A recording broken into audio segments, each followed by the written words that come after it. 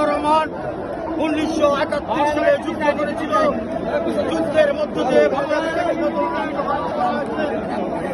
ঠিক তেমনিভাবে 90-এর গণ অভ্যুত্থান দেশনেত্রী বেগম খালেদা জিয়ার একক নেতৃত্বে বাংলাদেশে আবার নতুন করে একটি গণ অভ্যুত্থান হয়েছে।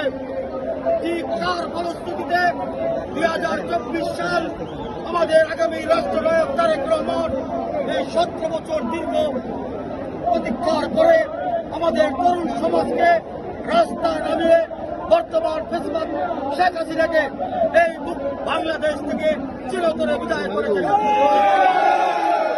আগামী দিন নতুন বাংলাদেশ স্বাধীনতার আমরা বাংলাদেশের জনগণ যাতে উন্মুক্তভাবে চলাফেরা করতে পারে, স্বাধীনভাবে কথা বলতে পারে, মুক্ত বাতাসে বাঁচতে পারে, সে একটি বাংলাদেশের লক্ষ্যে সঠিক নির্বাচনের মধ্য দিয়ে আগামী দিনে রাষ্ট্রনায়ক তারেক রহমানকে আমরা ক্ষমতার মধ্যে বসাই